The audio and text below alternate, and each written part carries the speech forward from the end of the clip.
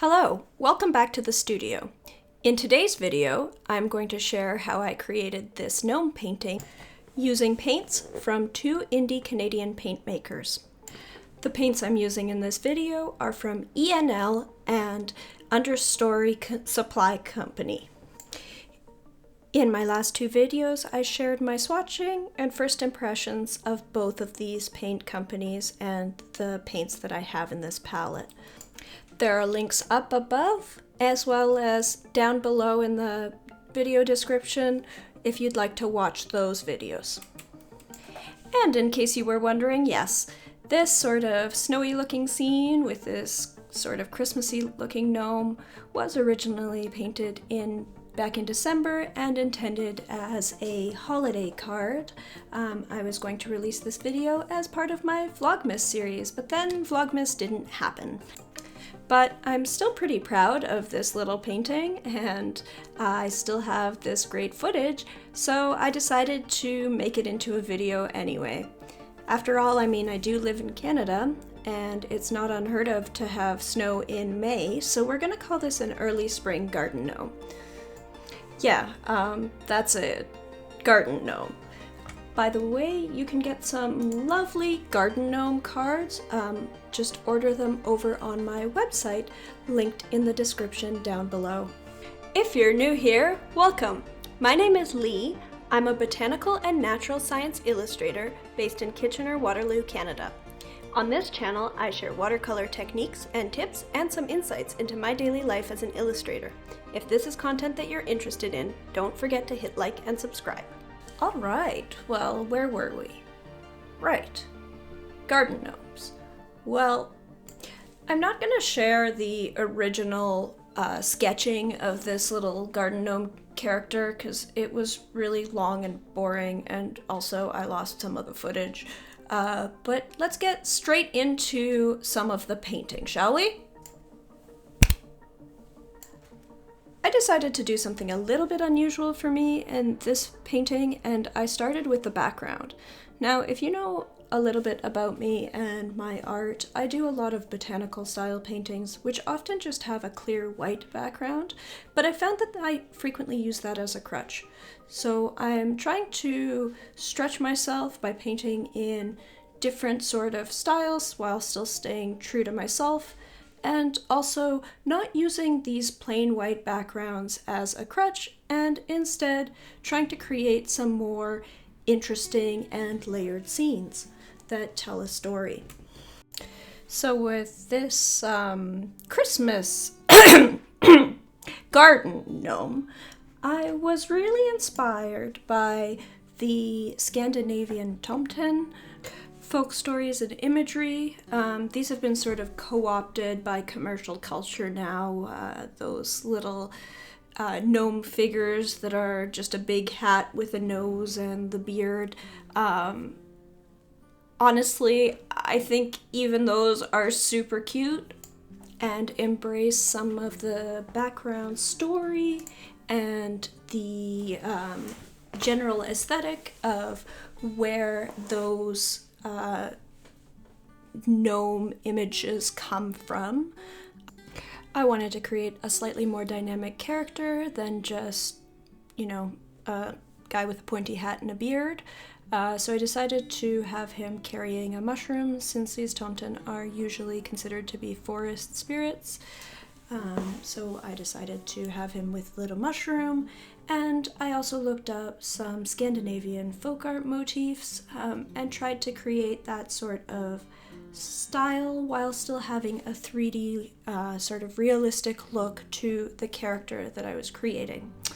So in this background area, I've got a bunch of different star and snowflake sort of patterns, which I'm negative painting with indigo.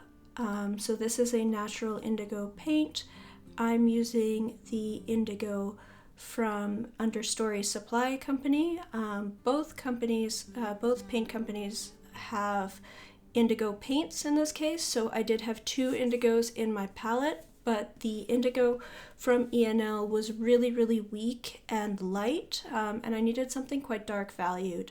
Now I'm using a lot of water as I work in this paint. I'm dropping in different amounts of water all around because I want it to bloom and flow. I want it to be soft and interesting while still having that graphic negative painting look. And I'm also dropping in some rock salt particles as I paint around. So you'll see I'm just painting, I'm adding water, I'm adding salt. I'm trying to create quite a bit of texture within that blue, that indigo blue sky background. And then as I head down into the snowy area, I wanted it to be a fairly even transition, so I'm sort of working all the way down, trying to keep things soft as I transition to using some yellows and some lighter blues to create a sort of glowy, snowy pattern. And here I've slowed down to my actual real-time painting speed. I always find it a little bit interesting when I share these videos that I get some comments always about how I paint really fast, and the truth is I do actually objectively paint fast for a watercolor painter who does a lot of detail work, but it is nowhere near as fast as these edited videos would have you believe. Like, I did not create this painting in the time that you'll see on this video by any means. This is seriously cut up, and the previous section was at 6 times speed. If you do want to see what my painting looks like in real time, head down into the description of this video where I've got a link to my private Discord server as well as my Patreon, and join me on both of those platforms.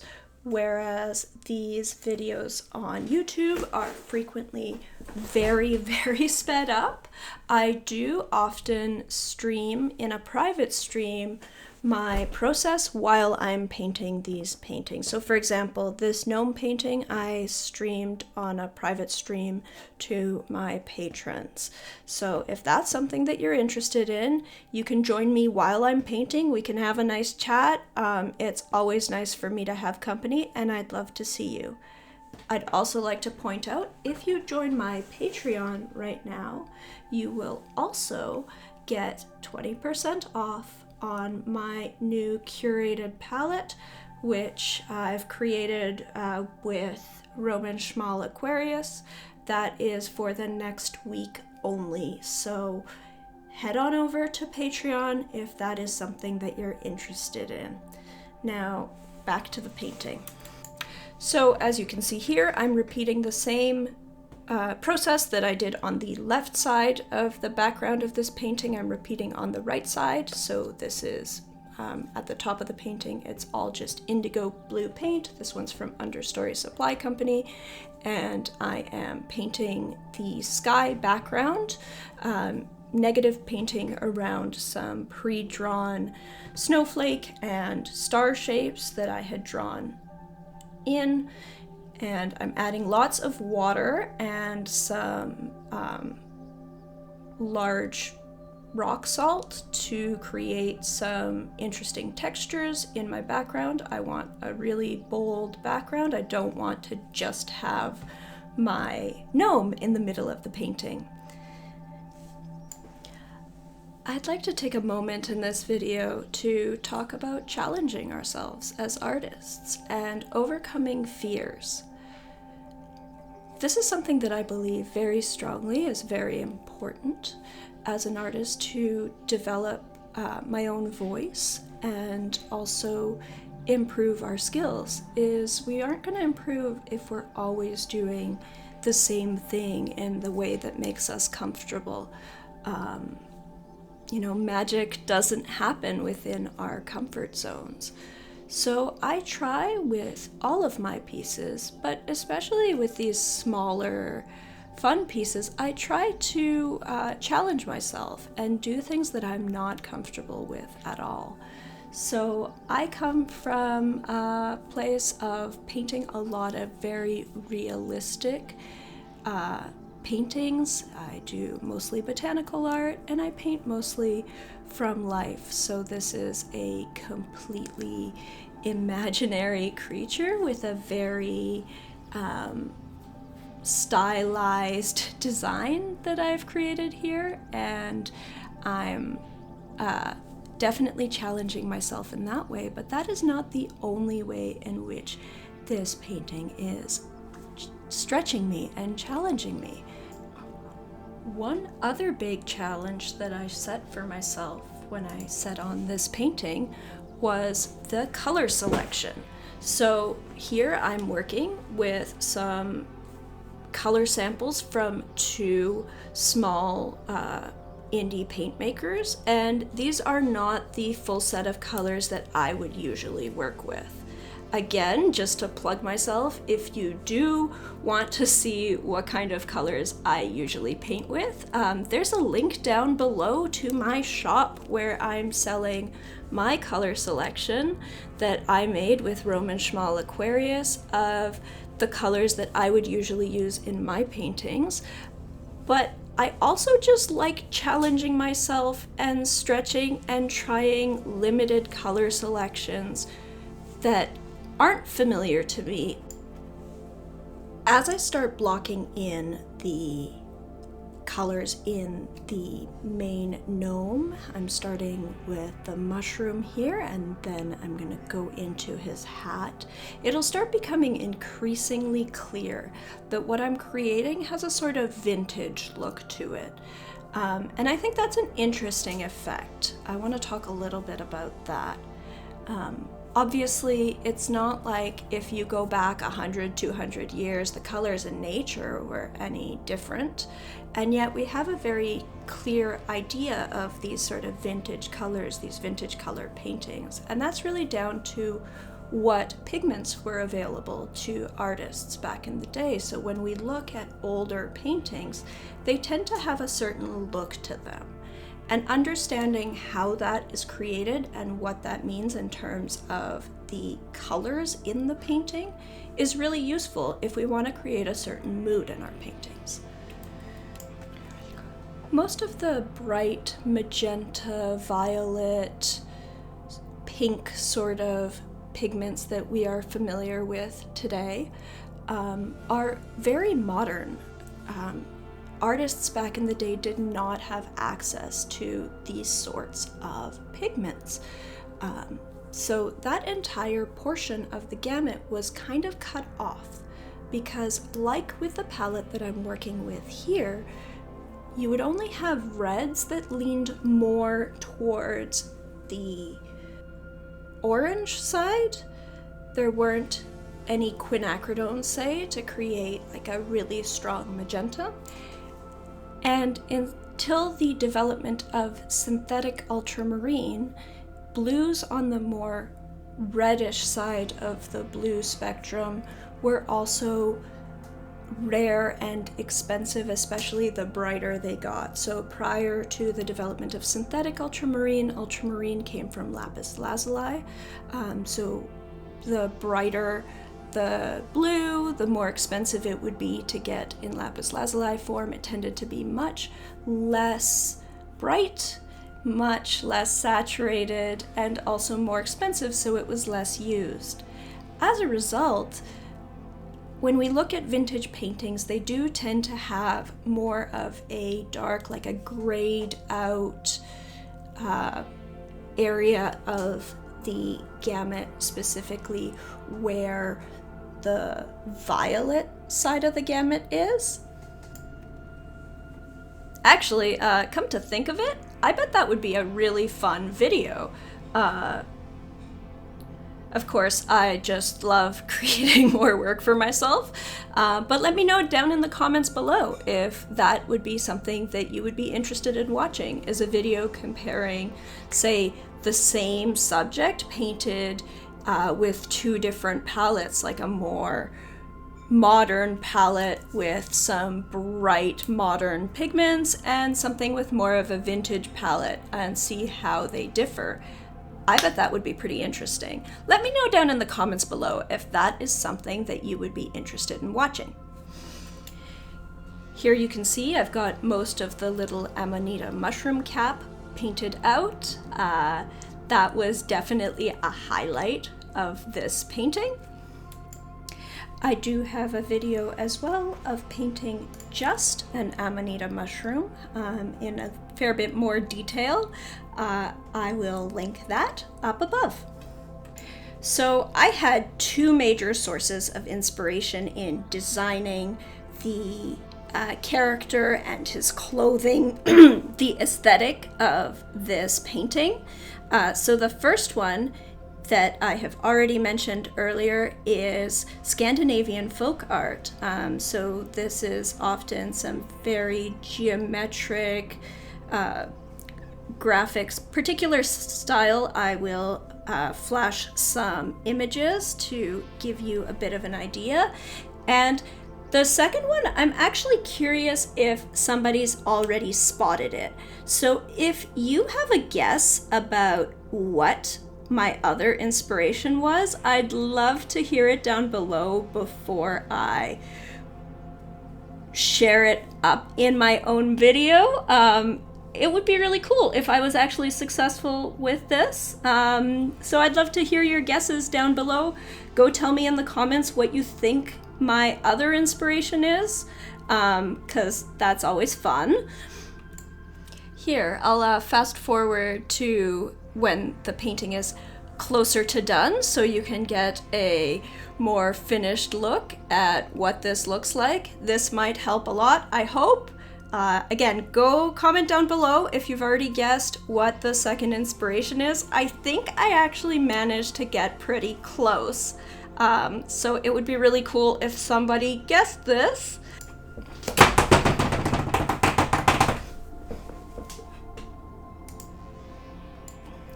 And the answer is Enesco's Jim Shore Heartwood Creek series of figurines and ornaments. Did you get it right? I'll be checking the comments down below because I'm actually really hopeful. It was a thing that was a really big inspiration. I'm generally not much for little figurines, but when I was painting this, I'd just found this series and I thought they were pretty neat. Like, I don't think that I'm gonna start collecting figurines and displaying them. I am way too messy of a person to be able to keep things where the only purpose is decorating a shelf. My shelves are usually full of all my other things that I don't have a place for. But I think they're really neat. They've got this sort of wood carved look. They're actually cast out of resin. And as far as figurines go, those are some of my favorite. So I've linked some links down below if you are the sort of person who collects figurines and does little dioramas. I've got some Amazon links for some of my favorites down below. And now you'll see me hopping around this painting a whole bunch. I tend to do this as I'm painting. This allows different areas to dry and also lets me see how the colors work with each other and allows me to darken up areas of shadow as I go. So it looks a little bit disorganized, and it is very disorganized, but it really does help me figure out how all the things fit together. So I'm just hopping around this painting, painting little bits, deepening areas. Once my background was good and dry, I flipped this around and erased out some of the pink lines that you can see in the background around the edges, and then went back to my hopping around and painting. One thing I found very challenging with this painting was getting the full depth of color that I wanted. A lot of the paints in the selection that I have are somewhat opaque and light valued, so it was difficult for me to get the deep dark tones that I wanted and the contrast that I wanted. So you'll see I have to keep on going back a whole bunch, going in with that indigo blue. I didn't want to use too much of it because I wanted to keep the vibrancy of the reds and greens, and if I use too much indigo then it's going to dull everything down, so I wanted it to stay vibrant. You'll see in spots here while I'm painting that I interrupt my painting to share something else on screen, or there's some hand movements happening that don't have anything to do with painting. That again is because I was streaming while painting this. So again, if you are interested in watching this in real time, that is available over on my Patreon and Discord. So go join my Patreon. The link is down below, and you'll be able to join me live. I'll be happy to chat while I'm painting future projects, and you'll also have access to the library of past live streams where I'm painting in real time. I have been relatively inactive across social media and YouTube for the past few years due to a series of unfortunate events in my life and also just general chronic illness. Luckily, I am actually definitely recovering. I've found some things that really help me function, and I've also in the past several months hired a personal assistant who is helping me at home as well as at work. So for the first time since actually really early on in the COVID pandemic, I'm actually feeling really confident that I have the ability to really engage with my YouTube community, my community on Patreon, on Discord, across social media, and really put out all of the content and create the art that I've been so eager to make for quite a long time. I'm really positive and excited. So yeah, please join me. I am so grateful to the followers I have on Patreon and Discord. I've made some really fantastic friends who have stuck by me through a really difficult time in my life, and who have really made it possible to have the confidence to come back and create this content and feel like I have something worthwhile to share with the world. We have a really lovely, fun little community over on Discord and Patreon, so definitely go and join me. It also really helps me as I bring back this channel and help develop. I have so many exciting plans. I'll be heading to a residency on Porphyry Island in Lake Superior, so that is just off of Duluth, Minnesota, or here in Canada, about 100 kilometers away from Thunder Bay on an island in Lake Superior. It's a really beautiful boreal forest setting, absolutely beautiful nature. I'm really looking forward to sharing my experiences painting there. I'm hoping to do quite a bit of vlogging going forward. And so I'm also looking to upgrade some of my kit. And of course, all of these things cost money. So I'm really hoping to get this channel monetized again. If you are not subscribed, please subscribe, ring the bell, join me on Discord. Discord is free. You can join me on Patreon, even as a free member. Absolutely every little bit of participation here helps. As I'm filling in these details, you can see the little gnome seems to be coming forward out of what is this actually very busy high contrast background. And so what I'm using here is a little interesting bit of color theory about which colors jump out to us as humans. So we tend to see reds as more, I guess, more focus color. We tend to see blues and greens as receding and reds and oranges as coming forward. This probably has to do with the sorts of colors we see in nature and what we tend to see as a danger or an important thing versus trees and sky tend to just become more of a background for us.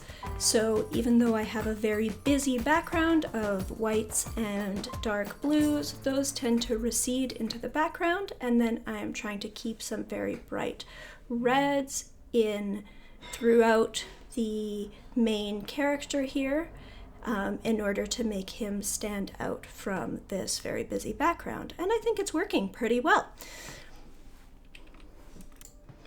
You'll also see that I just painted in some patterning on the little gnome's pants or leggings.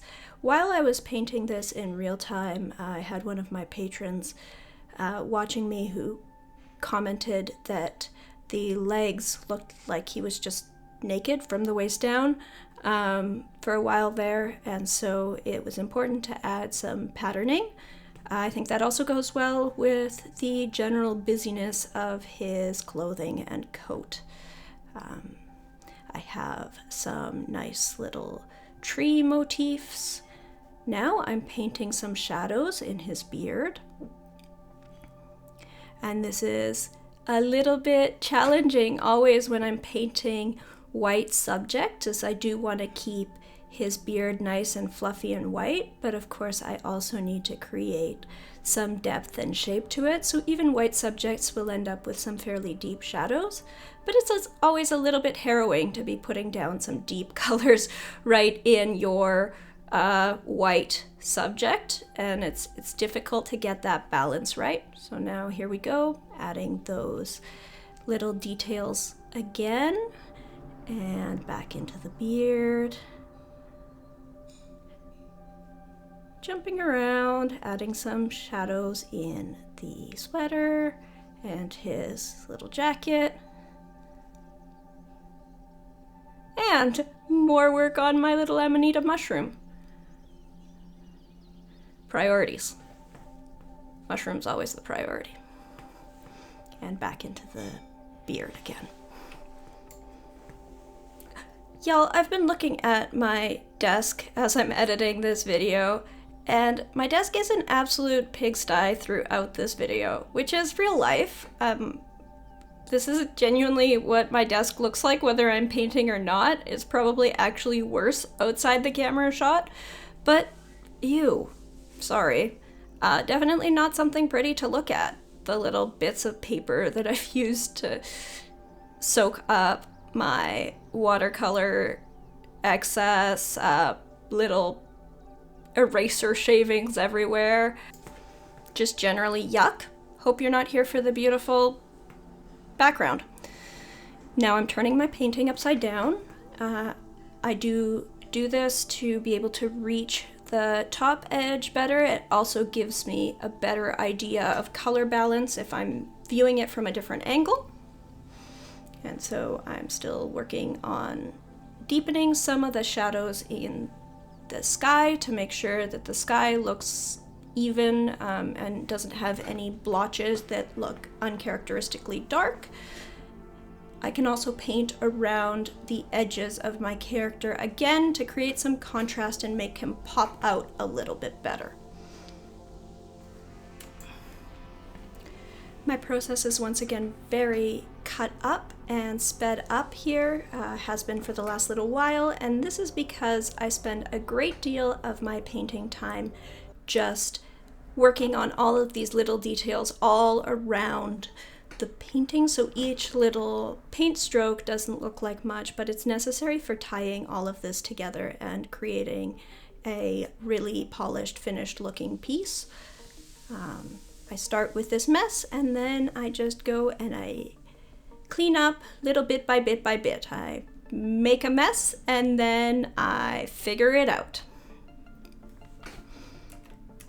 If you'd like to see this part of my process in more detail, as well as my Discord and my Patreon, you can also join me on Fridays. Most Fridays I live stream starting at about 3:30 p.m. Eastern Time, and I share some kind of work that I'm playing with.